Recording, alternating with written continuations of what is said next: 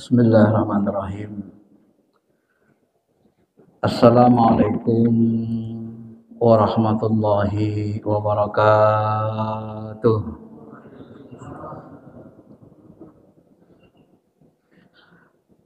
Alhamdulillah. Alhamdulillahilladzi hadana lil Qur'an.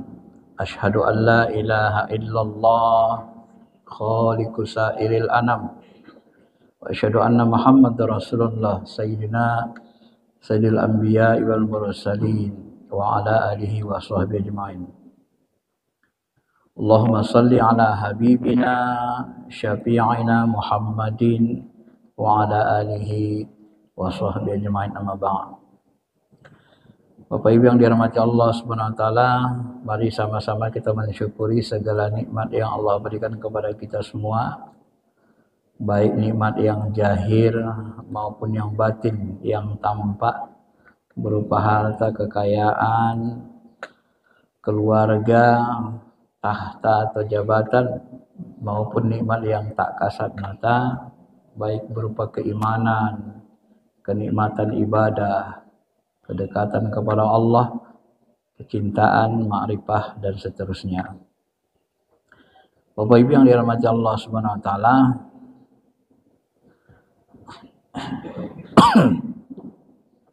hari ini kita akan menafsirkan ayat Quran surah Al-Imran, surah nomor 3 dalam Quran. Ayatnya ayat 30 dan 31. 31 dan 32. Bunyi ayatnya, Qul in kuntum tuhibbunallah fattabi'uni yuhibbukumullah. Katakanlah, jika kamu benar-benar mencintai Allah, fattabi'uni, maka ikutilah aku. Ini firman Allah yang disuruh Nabi menyampaikannya. Ikutilah akunya di situ Nabi Muhammad. Yuhibbukumullah, maka Allah akan mencintaimu. Wa yaghfir lakum dzunubakum, dan Allah akan menghapuskan dosa-dosamu. Wallahu ghafurur rahim, dan Allah Maha Pengampun lagi Maha Penyayang. Qul ati'ullah wa rasul fa in tawallaw fa innallaha la yuhibbul kafirin. Katakanlah, taatilah Allah dan Rasulnya. Jika kamu berpaling, maka sesungguhnya Allah tidak pernah mencintai orang-orang yang kafir, yang ingkar kepada Allah dan Rasulnya. Nah, ayat ini secara umum selalu digunakan sebagai dalil untuk berbicara tentang mencintai Allah dan Rasul, dan juga selalu dijadikan tema besarnya dengan ittiba' Rasul, mengikuti Rasul. Ya. Bapak Ibu yang dirahmati Allah Subhanahu wa taala, Qul in kuntum tuhibbunallah, katakanlah jika kamu mencintai Allah. Kalau Ibnu Katsir menyebut ayat ini sebagai hakim, ya, menghakimi. Siapa yang dihakiminya? Ada orang-orang yang ngaku-ngaku cinta sama Allah, sementara dia tidak mengikuti Rasulullah. Jadi kalau ada orang cinta sama Allah, tetapi dia tidak mengikut Rasulullah, cintanya ini dipertanyakan, gitu ya. Karena kenabian kerasulan ditutup dengan hadirnya Sayyidul Anbiya, Nabi kita Muhammad sallallahu alaihi wasallam. Maka seluruh orang yang mencintai Allah wajib diukur dengan apakah dia melaksanakan perintah Allah dan mengikuti sunnah Rasul, mengikuti Nabi kita Muhammad sallallahu alaihi wasallam. Memang dalam kehidupan kita nanti akan ketemu orang-orang yang ngaku cinta Allah, bahkan ada yang ngaku-ngaku ma'rifat tapi tak sholat, gitu kan. Sementara Nabi SAW tetap menjaga sholat 5 waktu. Ini dipertanyakan. Nah, ini kemungkinan Ini kalau bahasa hadis ini, bahasa ayat ini dipahami dari ayat ini cintanya cinta bohongan gitu ya. Kenapa? Kalau orang mencintai Allah pasti dia taat sama Allah. Kalau tak taat bukan cinta namanya. Makanya dalam spiritual Islam, iblis itu Pak, Bu, itu udah ma'rifat, udah kenal sama Allah. Kalau dialog kan. Dialog sama Allah kan. Orang yang dialog sama Allah itu kan biasanya kalau nggak makom nabi, makom wali gitu kan. Ya kan? Dalam Quran kan dialog. Ya iblis, lima mana kalitas juda. Hai iblis, apa yang menahanmu nggak mau sujud kepada Nabi Adam? Ana khairum minhu ya Rabb. Saya lebih bagus dari Adam, lebih baik. Khalaqtani min nar wa khalaqtahu min tin. Kau ciptakan Adam dari tanah, aku dari api. Maka Allah mengusirnya kan, fakhruj. Di sini bukan tempat orang menyombongkan diri. Fakhruj, keluar dari surgaku. Apakah dia tidak kenal Allah? Kenal. Tapi kata sebagian ulama, pengenalan iblis kepada Allah tidak sempurna. Sehingga dia tidak memiliki cinta, hakikat cinta yang sebenarnya kepada Allah. Cinta itu dibuktikan nanti dengan ketaatan. Nah, maka dalam tradisi spiritual Islam itu disebut begini. Ada riwayat tambahan itu, ya iblis, kenapa kau tidak mau sujud kepada Adam? Ya Allah, aku nggak mau sujud sama selain engkau. Pokoknya aku hanya sujud kepada engkau saja. Kepada malaikat, Adam, makhluk lain aku nggak mau sujud. Ya, aku maunya sama engkau saja. Lalu Allah katakan, iya. Yang nyuruh sujud kan aku, bukan yang lain. Artinya kalau kau benar-benar mencintaiku, kalau kau benar-benar patuh taat sama aku, menganggapku sebagai Tuhan, kalau aku nyuruh, ya terserah aja. Kau lakukan aja. Kecuali orang lain yang nyuruh sujud ke Adam. Kecuali malaikat disuruh sujud ke Adam, baru boleh ingkar. Ini kan aku yang nyuruh. Kira-kira begitulah bahasanya. Jadi iblis ini memang salah satu kelemahannya bukan dia tidak kenal Allah. Lumayan perkenalan Allah. Tapi dia tak taat sama Allah. Ini kelemahannya. Maka harus dipahami Bapak Ibu yang dirahmati Allah, agama ini tidak hanya kenal, tidak hanya ma'rifat, kenal, tetapi juga ada taat, ketaatan, ketundukan, kecintaan. Jadi kenal dia harus menghasilkan cinta, cinta itu ditandai dengan ketandukan, ketaatan. Maka orang yang paling tulus mentaati seseorang di dunia saja, kita ambil alam nyatanya, kita paling tulus mentaati seseorang yang paling kita cintai. Benar? Ya. Apabila kita jatuh cinta kepada seorang wanita, atau kita cinta atau sayang kepada keluarga anak istri, kita paling taat, paling patuh. Ya, walaupun kita misalnya rektor, walaupun kita presiden, kalau orang lain nggak berani marahi kita, tapi anak istri kita dibentaknya kita. Bapak ini gimana ini? Walaupun kita presiden, nggak ada nampak presiden di depan mereka, karena mereka keluarga kita. Ya. Hanya almarhum rektor kita itu dulu ketika dia mengurus satu urusan, diurusnya berkaitan dengan istrinya, lalu yang ngurus itu mengatakan, loh, ini kenapa bapak yang ngurus berkas-berkas istrinya? Kalau di rumah mana ada rektor Pak katanya. Kalau di rumah tangga rektor itu kan cuma di kampus. Kalau di rumah tangga mana ada rektor katanya. Tetap kita dianggap sebagai suami kan begitu. Artinya memang begitu dalam kehidupannya. Maka ma'asyiral muslimin Bapak Ibu yang dirahmati Allah, kecintaan itu harus dengan mengikuti Nabi. Nah, bagaimana cara kita ittiba mengikuti Nabi? Tentu harus dengan ilmu.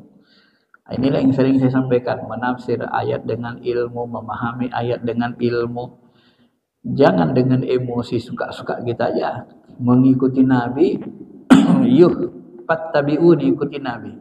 Yang diikuti dari Nabi apanya? Nabi itu nikah lebih dari 11 istrinya. Aku ikutilah. Itu sunnah katanya. Ya. Akhirnya dia nikah 9 istrinya. Kan ada begitu kan? Bahkan ada yang 11 kan? Karena nganggap istri Nabi 11. Iya nikah ya Pak, 11 istrinya. Ya. Nabi itu puasanya tiap hari, puasa wisal. Gak makan-makan, gak buka-buka. Setiap hari puasa, setiap hari dia puasa. Nabi udah melarang kan. Jangan tiru aku yang itu. Aku dikasih makan minum oleh Allah. Kalian enggak. Coba. Ini puasa wisal sama kita. Kata ulama, ya hukum dasar itu makruh, tak disukai. Kalau menyiksa diri bisa jatuh haram. Nah, jadi disinilah nanti kita harus mengerti ilmu fikihnya salah satunya. Mana yang harus kita ikuti, mana yang tak boleh kita ikuti. Nah, fattabi'uni, ketika Allah mengatakan ikutilah Rasul, ikutilah Muhammad. Yang mana yang kita ikuti? Harus paham kita kan. Memahaminya bagaimana dengan ilmu. Ya. Banyak hal yang tak bisa kita ikuti dari Nabi.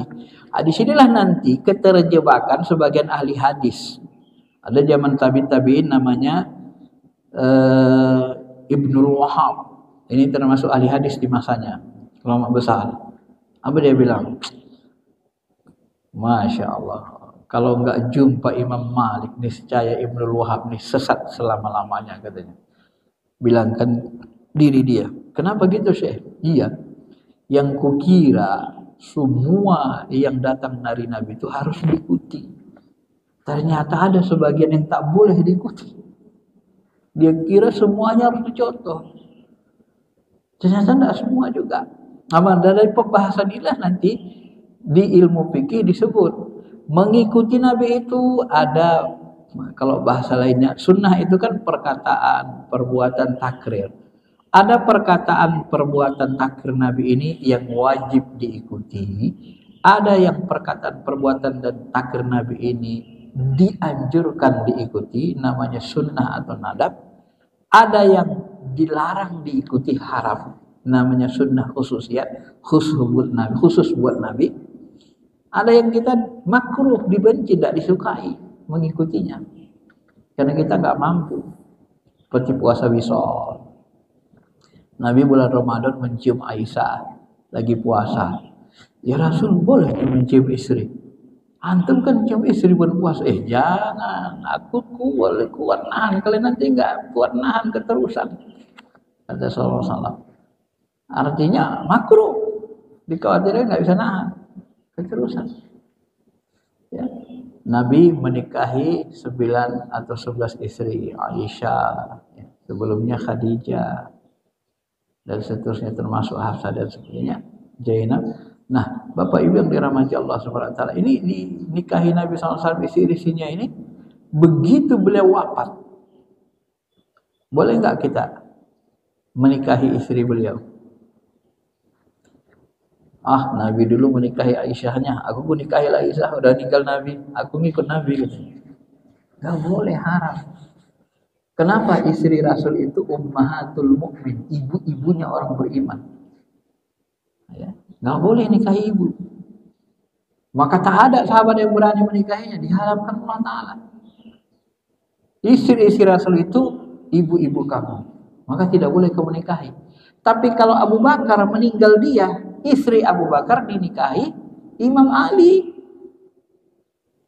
Nah, jadi istrinya dinikahi Imam Ali. Kan beda. Maka disinilah nanti kemahiran ulama fikih itu, dia teliti mana yang harus diikuti, yang wajib, mana yang dianjurkan saja, ya. Mana yang nggak boleh diikuti. Nah, termasuk Nabi kalau makan jilat-jilat jari, ya. Pakai 3 jari nanti dijilat. Ini wajib nggak diikuti nih? Wajib nggak? Itu sunnah Rasul. Kalau kita sebut wajib, berarti kalau nggak kita ikuti dosa kita kan? Ya kan? Berdosa. Apakah wajib diikuti? Ini berbeda ulama. Yang kesepakat ulama tidak wajib karena terbit dari sisi kemanusiaan, budaya. Maka sunnah itu ada dari sisi budaya. Nah, berbedanya di mana? Imam Hanafi mengatakan kalau diikuti dapat pahala, namanya sunnah zaidah, sunnah tambahan. Karena niat kita mengikuti Rasul, ada kecintaan gitu kan, berisi kecintaannya sunnah. Tapi sebagian ulama usul mengatakan, itu diikuti gak ada pahalanya. Itu mubah saja. Ditinggalkan mubah. Mubah itu boleh tinggalkan, boleh diikuti. Ya. Tapi menurut saya yang paling kuat pendapat Imam Hanafi, tetap ada pahalanya karena ada niat mengikuti Rasul tadi, kecintaan. Walaupun dia sunnah zaidah, sunnah tambahan, sunnah kecil namanya. Ya, tetap ada pahalanya. Tapi sebagian ulama usul fikih bertahan, itu dari budaya, bukan itu yang disuruh orang kita ikuti. Maka nanti Muhammad Al-Ghazali, salah satu ulama besar di Mesir, Timur Tengah, dia mengatakan, itu budaya bangsa Arab, masa lalu. Itu tak mesti diikuti, itu tak perlu. Ya Bapak bisa bayangkan, Bapak makan di McDonald, tiba-tiba makan pakai tangan, nggak pakai sendok, nyut. Ya kalau McDonald sini masih orang kita masih mending lah. Kalau di Amerika, di Australia, Bapak gini-gini, kan kaget orang Amerika. Islam seram juga ya kan. Giginya makan, jilat jarinya, jangan-jangan piringnya juga nanti habis ini dimakan sama dia katanya. Itu budaya itu bisa membuat orang tidak tertarik pada Islam, kata Muhammad Al-Ghazali. Karena itu tidak termasuk bagian dari sunnah yang harus diikuti. Ma'asyiral muslimin, Bapak Ibu yang dirahmati Allah. Maka sunnah-sunnah yang diikuti ini adalah terhukum menjadi 5. Ada yang wajib, ada yang anjuran, ada yang makruh, ada yang haram. Inilah penjelasannya kalau pakai ilmu. Kemudian sunnah Nabi itu ada yang sifatnya jahir, yang tampak. Ada yang sifatnya batin, yang tak tampak. Kalau yang jahir itu seperti kita sholat, ada gerakan. Maka ulama fikih itu kan diurai dia. Ulama fikih itu mereka renungi, mereka pahami. Dari sholat itu mana yang wajib diikuti? Mana yang enggak wajib? Ternyata yang wajib diikuti kalau model Imam Syafi'i ada 13. Pertama niat, karena innamal a'malu binniyat. Ya kan? Kemudian menghadap kiblat. Enggak boleh sholat menghadap ke belakang, menghadap timur. Kenapa? Karena Nabi setiap sholat menghadap kiblat, tidak pernah tidak menghadap kiblat. Nah, sesuatu yang dikerjakan Nabi terus-menerus, enggak pernah dirubah, itu pertanda wajib. Ada kaidah wajibnya, harus wajib, enggak boleh enggak. Kenapa? Nabi enggak pernah merubahnya. Jangan coba-coba merubah sesuatu yang Nabi tak pernah merubah. Itulah namanya mengikuti. Kalau Nabi enggak merubah, jangan rubah-rubah. Ya. Baca Fatihah itu termasuk, karena Nabi mengatakan la sholata liman lam yaqra bi Fatihatil kitab. Walaupun nanti Imam Hanafi mengatakan boleh, karena bahasa Tuhan fal yaqra ma tayassara minal Qur'an. Boleh, yang penting ada Quran, tidak mesti Fatihah. Nah, apalagi orang yang belum hafal Fatihah, boleh dengan ayat yang pendek saja, baru mu'allab dan seterusnya. Kalau Imam Syafi'i, karena Al-Fatihah itu umul Quran, dianggap Quran itu wajib dibaca waktu sholat. Nah, yang wajib itu cuma Fatihah doang, selainnya tidak. Nah, begitulah memahaminya. Karena Nabi selalu baca Fatihah ketika sholat, terus tak pernah ditinggalkan, maka wajib. Lalu ayat Qur'annya sesudah Fatihah bagaimana? Kalau kita sholat Jumat Allahu Akbar, habis Fatihah baru kita baca sabbih isma rabbikal a'lal ladzi khalaqa fasawwa walladzi qaddara fahada. Rakaat kedua, hal ataka hadisul ghasyiyah wujuhu yawma idzin, dan seterusnya. Nah, Bapak Ibu, pertama sabbihis, yang kedua hal ataka, itu ada hadisnya, dan hadisnya maqbul, sahih atau hasan, bisa diterima. Itu ada hadisnya, dibaca Nabi di rakaat pertama dan rakaat kedua di Jumatan. Boleh nggak kita tukar? Boleh? Nah, Bapak yakin nggak selama sholat Jumat yang dibaca Nabi cuma itu doang? Setiap Jumat itu aja dibaca Nabi, yakin nggak? Sebenarnya kita nggak yakin. Cuman yang ada riwayatnya itulah dia. Ya. Tapi karena ayat itu bahagian dari apa? Bahagian dari yang sunnah yang dianjurkan, dan Nabi tidak mewajibkan kita membaca, maka boleh ditukar-tukar. Karena Nabi boleh kan? Boleh baca Alhaakumut Takasur, boleh baca Wadduha, boleh, tidak ada masalah. Yang penting Quran. Ya nggak boleh bapak di situ baca syair atau buku, nggak boleh. Nah, yang penting Qur'annya boleh. Mau baca surah Al-Baqarah boleh, An-Nisa boleh. Kenapa? Karena Nabi merubah-rubahnya. Itu cara mengikuti Nabi. Jadi ada yang wajib harus kita persis. Kalau Nabi nggak boleh merubah, nggak pernah merubah, nggak boleh rubah. Tapi kalau Nabi membolehkan kita merubah, beliau merubah-rubahnya, ya rubah-rubah, nggak masalah. Paham nih ya? Ya. Nah, begitulah dia dikaji secara ilmu. Jadi mengikuti Rasul itu tergantung tingkat jangan lebih keras kita dari Nabi, tahu lebih keras dari Nabi. Nabi membolehkan berubah-ubah, ketika kita rubah-rubah itu nggak boleh. Itu sesat, masuk neraka itu katanya. Dia lebih keras dari Nabi SAW. Nabi boleh merubah, dia katakan nggak boleh. Nah, ini yang buat masalah kan. Padahal Nabi merubah-rubahnya, tapi dia tidak membolehkan. Nah, sebenarnya kita sudah melampaui Nabi Muhammad SAW.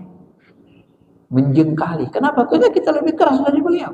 Beliau tidak membolehkan dirubah, kita tidak membolehkan. Nah, ini yang keliru dalam mengikuti Nabi kita Muhammad sallallahu alaihi wasallam. Bapak Ibu yang dirahmati Allah Subhanahu wa taala. Nah, maka nanti diurai oleh ulama fikih, usul fikih secara rinci. Sampailah mereka mengurai nanti ibadah mahdo ini kan, diurai gitu. Ada kalau dalam buku saya itu ada buat cara melihatnya secara rinci. Dilihat dari sisi niatnya, caranya, waktunya, tempatnya, sampai begitu kalau kita rinci. Jadi ada ibadah mahdo itu yang tempat wajib, waktu wajib, cara wajib, ya. Ini kalau dititip harus paham kita, Pak. Kayak sholat tadi, sholat subuh, itu ada yang wajib-wajibnya, nggak boleh dirubah. Apa itu? Berdiri, kecuali nggak mampu, ngadap kiblat, nggak boleh dirubah. Nggak boleh bapak rubah. Kalau bapak tidak ruku, sholat tidak pakai ruku, batal. Ya. Kalau bapak rubah-rubah, sholat pakai lompat-lompat, tak pakai ruku sujud, beda sesat. Tak boleh dirubah, karena Nabi tak pernah merubahnya. I'tidal, sujud, duduk antara dua sujud, tahiyat, salam. Itu bagian-bagian yang wajib. Nah, kalau kita membaca Fatihah wajib. Kalau membaca ayat sesudah Fatihah itu tidak wajib. Boleh dirubah, boleh, silakan. Boleh milih. Yang penting Quran. Ya. Nah, ruku wajib, bacaan rukunya sunnah, tidak wajib. Boleh dirubah, boleh. Baca riwayat. Doa ruku Nabi apa? Subhana rabbiyal azimi wa bihamdi. Kadang Nabi membaca Subhun kudusun rabbuna rabbul malaikat warruh. Kadang Nabi mengatakan khasha'a sam'i wa basari wa mukhi wa 'azami. Nah, ini banyak riwayatnya, Pak. Karena dia sunnah itu tadi di rawah-rawah Nabi. Ya. Sama dengan doa iftitah. Allahu Akbar. Allahumma ba'id baini wa baina khataaya kama ba'adta bainal masyriq wal maghrib. Allahu Akbar. Allahu Akbar kabira alhamdulillah katsira subhanallah bukratan wa asila. Ini yang dirubah-rubah begini bertanda di sunnah, anjuran. Maka Nabi rubah-rubah. Riwayatnya variasi. Ya, dan perubahan itu kita harus mengikuti ya bacaan-bacaan Nabi tadi. Nah, sebisanya jangan buat sendiri. Kalau buat sendiri nanti jadi makruh, tidak disukai. Ya, melawan sunnah atau melawan yang dianjurkan makruh. Lawan dari sunnah tadi dalam hukum fikih namanya makruh, tidak disukai. Karena anjuran kita langgar tidak disukai. Kalau kewajiban kita langgar haram, masuk neraka. Kita robah-robah yang wajib haram, sesat, masuk neraka. Tapi kalau anjuran kita robah, kalau perubahan itu sesuai dengan Nabi, itu namanya boleh, mubah. Tidak ada masalah. Kalau tidak sesuai, tidak ada contoh, makruh, tidak disukai. Ya, maka kata Ibnu Hajar Asqalani, habis sholat kita sholat kita zikir, subhanallah, subhanallah, subhanallah, subhanallah, tiga kali. Alhamdulillah, alhamdulillah, alhamdulillah, alhamdulillah, tiga kali. Allahu Akbar, Allahu Akbar, Allahu Akbar, tiga kali. Sunnah. Kita robah, buat 100 kali. Subhanallah, subhanallah 100 kali. Alhamdulillah, alhamdulillah, alhamdulillah 100 kali. Allah Akbar, Allah Akbar, Allah Akbar 100 kali. Boleh enggak? Ya. Sebagian mengatakan ulama boleh. Tapi kita enggak dapat fadilah 3 itu. Hilang fadilahnya. Karena hitungannya beda. Kalau niatnya melawan sunnah, mengingkari sunnah, haram, sesat. Ya, karena melawan sudah. Tapi kalau dia membanyak hanya untuk menambah banyak ibadah, itu diperdebatkan lama. Sebagian bolehkan, tidak apa-apa. Ada yang mengatakan dia dapat fadilah, ada yang mengatakan fadilahnya hilang. Kalau Ibnu Hajar Asqalani boleh, tapi keutamaannya menjadi berbeda. Karena yang dikatakan Nabi menghapuskan seluruh dosa itu walau kana fi zabadil bahar, walaupun dosa kita sebanyak buih di lautan, adalah tasbih, tahmid, kemudian takbir yang 33. Kalau lebih dari itu tidak termasuk. Nah, itu perbedaan ulama.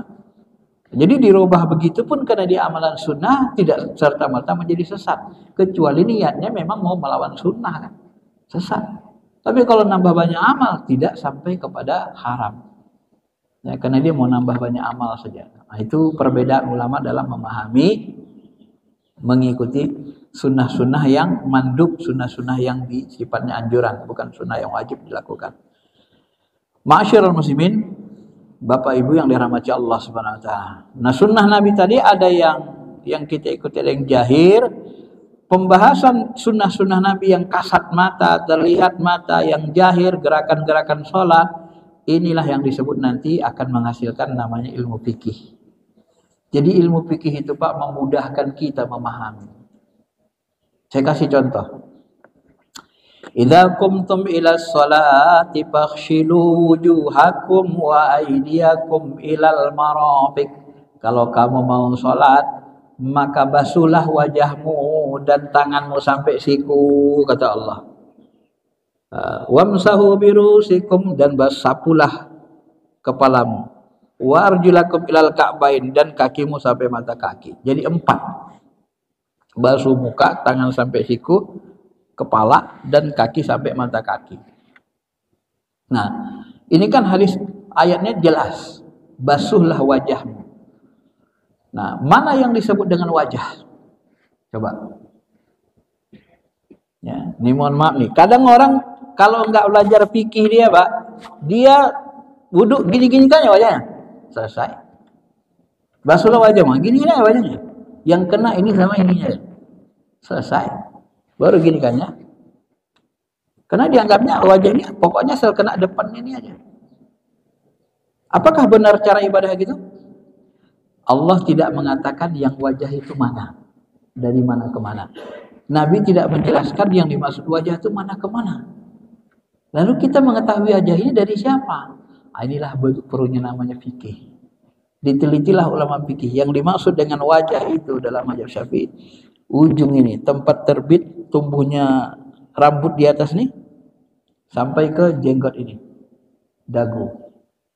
Nah, itu untuk atas bawah. Untuk kiri kanan, ujung telinga ini, pangkal telinga kanan, pangkal telinga kiri. Jadi ini wajah nih.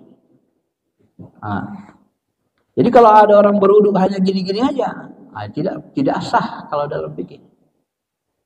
Walaupun Allah dan Rasulnya tidak menyebutkan, tapi dalam pemahaman ulama tidak sah, karena tidak memasuk seluruh wajah.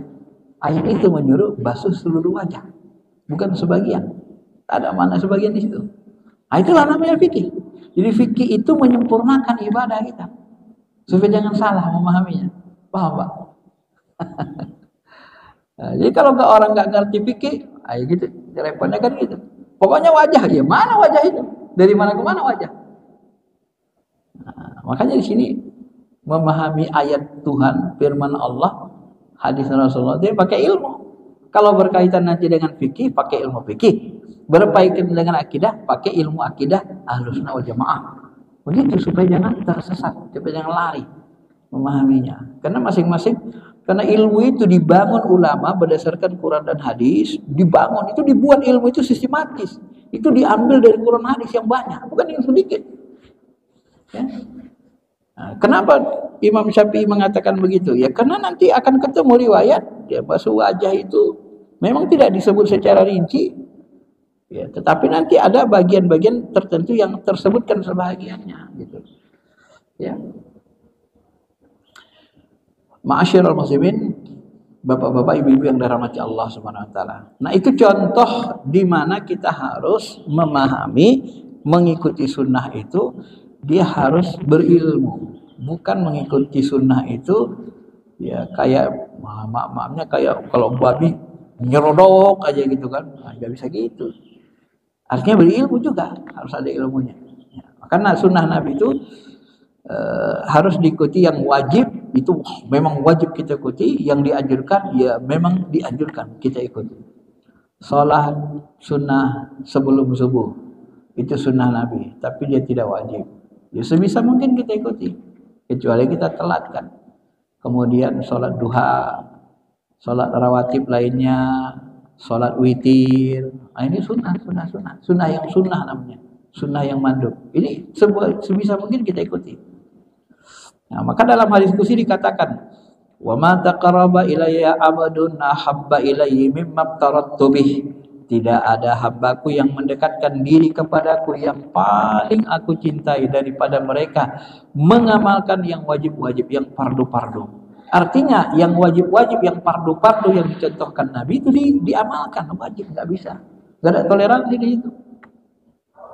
Wa ma yazalu abadi, dan tidak hentinya hambaku terus menerus bin nawafil, melaksanakan amalan nawafil.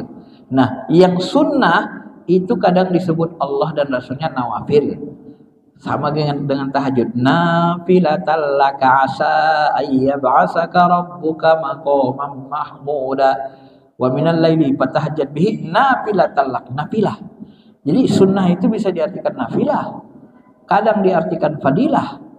Salatul jama'atu afdalu, salat jamaah lebih afdal, fadilah lebih utama. Fadilah, nafilah, tatawwu. Kadang-kadang muncul bahasa tatawwu dalam hadis. Kadang-kadang muncul bahasa ahabba ilayya, lebih dicintai, lebih disukai, mustahab. Jadi kalau dia muncul ahabba berarti mustahab.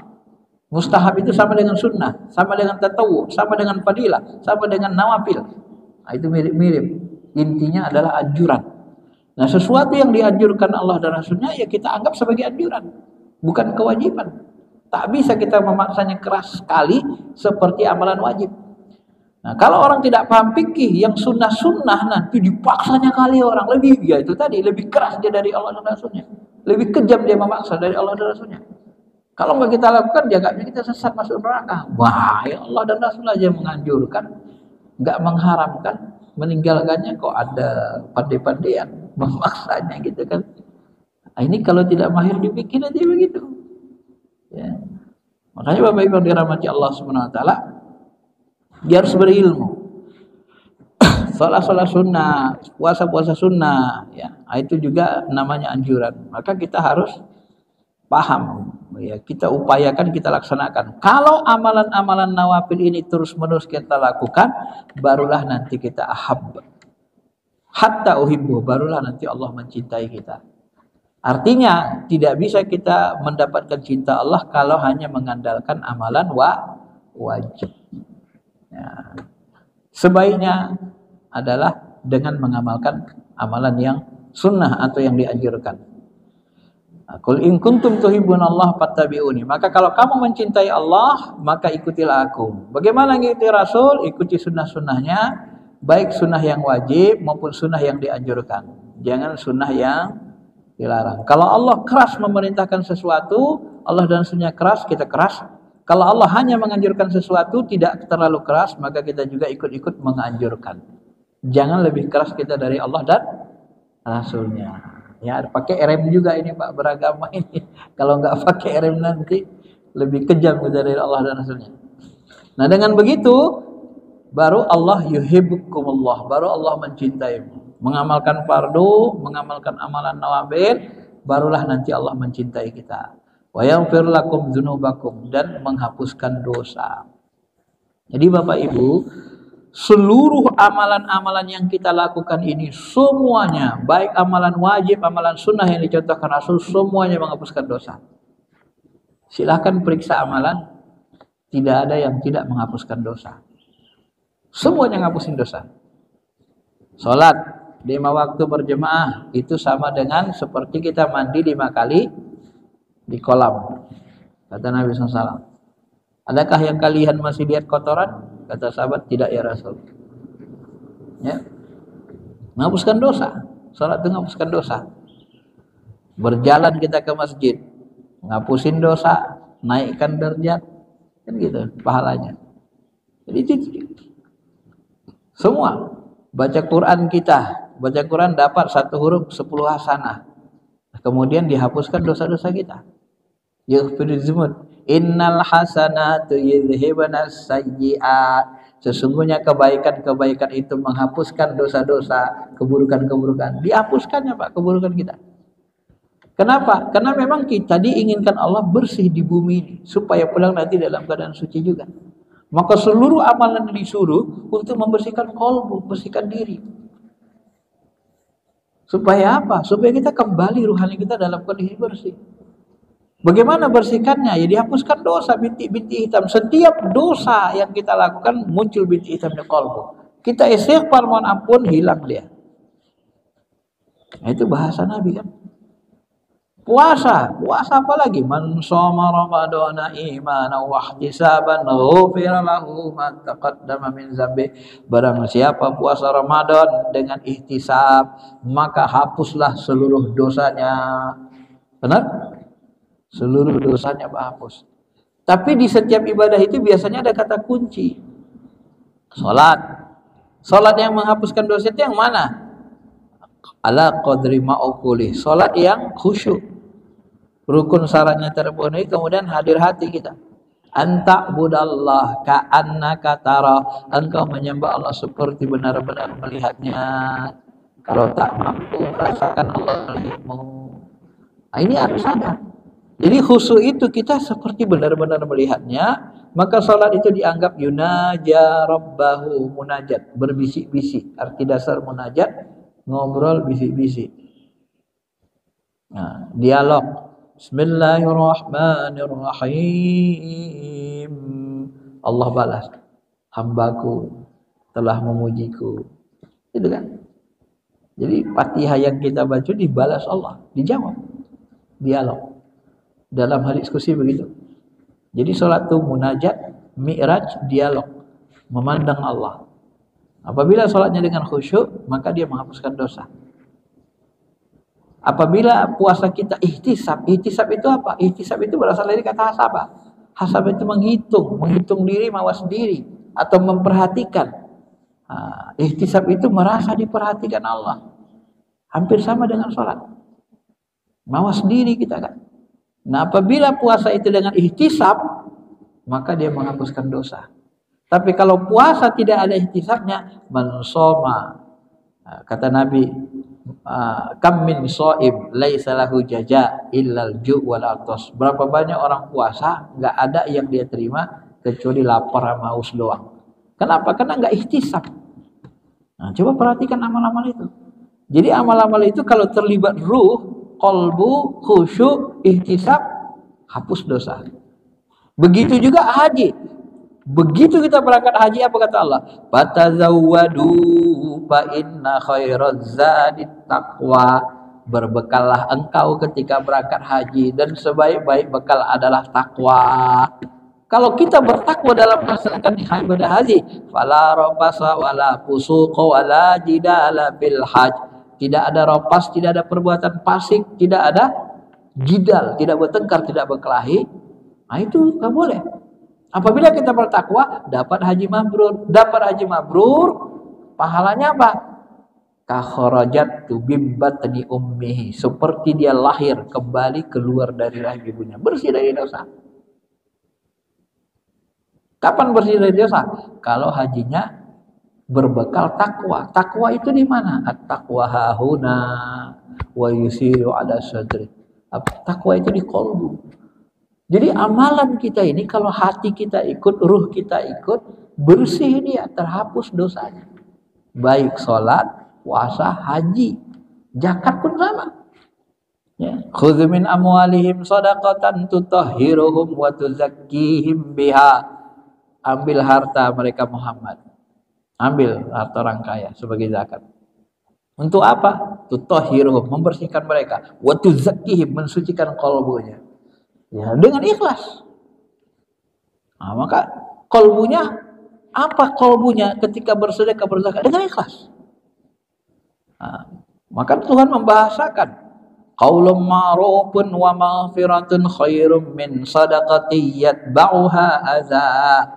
Perkataan yang baik itu lebih bagus malah daripada kamu zakat sedekah tapi kamu ngomel nyakiti penerima. Bagus ngomong bagus saja daripada sedekah.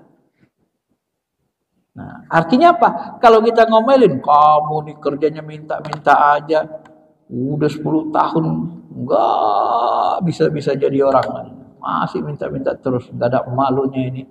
Udah punya anak 3 juga masih minta terus. Oh, tersinggung dia, enggak boleh. Kita ngasih tapi kita celah dia, enggak boleh. Bagus kita ngomong baik-baik. Mas kerjalah mas, mas udah punya tanggungan gini, kan malu sama warga. Ya, kerja itu kan wajib, harus rajin. Belum dapat. Ya udah nanti saya tolong, saya bantu. Itu lebih bagus daripada kita mencela dia kan. Qaulun ma'ruf. Karena kita memberinya dengan ikhlas. Kalau ikhlas dia tidak mencela. Tapi kalau orang suka mencela berarti dia tidak ikhlas. Maka ibadah itu harus dengan qalbu dia. Merasa diperhatikan Allah, merasa diperhatikan Allah. Dengan takwa, dengan ikhlas. Nah itu baru membersihkan. Maka antara sunnah jahir dan batin itu harus disatukan dalam ramal. Jangan yang jahir-jahirnya saja, batinnya juga diperhatikan. Karena sunnah Nabi itu ada sunnah yang jahir, yang tampak kasat mata, ada sunnah batin. Salat khusyuk, puasa ihtisab, ya. Haji, takwa. Yang takwa di dalam qalbu. Maka di haji itu kita harus selalu ikhlas. Jangan banyak ngeyel, jangan banyak mengeluh. Semakin banyak mengeluh, semakin tidak makbul hajinya. Makin banyak halangan rintangan. Ikhlas saja. Semakin kita ikhlas, semakin mudah perjalanan haji. Kalau banyak ngeyel, banyak jidal, banyak debat, banyak tak ikhlasnya, tahankanlah. Ada yang hilang lah, ada yang macam-macam kan. Ada yang sok-sokan hafal seluruh Mekah Madinah, hilang, tak tahu dia. Ada yang begitu berangkat haji keluar dari hotel, di hotelnya aja dia lihat, nggak ada orang pun nggak lihat dia. Sampai selesai haji di depan hotel aja dia. Orang sudah selesai haji baru dia muncul. Nah, dia nggak bisa melihat. Kadang-kadang ada yang nggak bisa lihat Ka'bah, macam-macam. Nah, itu termasuk hal-hal yang terjadi di tengah-tengah masyarakat kita. Wallahu ghafurur rahim, dan Allah Maha Pengampun lagi Maha Penyayang. Nah, maka kalau kita mengikuti Nabi dengan cara yang benar, maka Allah akan mencintai kita sebagai amanah. Allah mencintai orang-orang yang taat kepadanya dan menghapuskan dosa-dosa kita. Karena dia memang Maha Pengampun lagi Maha Penyayang. Qul ati Allah, katakanlah taatlah kepada Allah, taatlah kepada Rasul. Jadi terakhir, sebagian ulama ada yang membedakan antara Rasul dengan Nabi. Jadi kalau atiullah wa atir Rasul, atiullah wa Rasul, Rasul itu utusan. Siapa yang taat kepada Allah, wa may yutir Rasul faqad ata Allah. Siapa yang taat kepada Rasul, maka dia pasti udah taat kepada Allah. Karena Rasul utusan. Kalau Nabi itu ada sifat sisi kemanusiaannya. Maka kalau Allah menegur Nabi, Allah tidak pernah menggunakan kata Rasul. Ketika Nabi ditegur Allah, Allah menggunakan kata Nabi. Ya ayyuhan Nabi, lima tuharrimu ma ahallallah. Hai Nabi, kenapa kau mengharamkan yang dihalalkan Allah? Kena tegur. Karena Nabi dalam hadis Sahih Bukhari Muslim pernah mengharamkan madu untuk menyenangkan istrinya. Ya, untuk menyenangkan istrinya Hafsah. Dia bersumpah, aku tidak akan minum madu lagi. Turun ayat, tak boleh. Ya.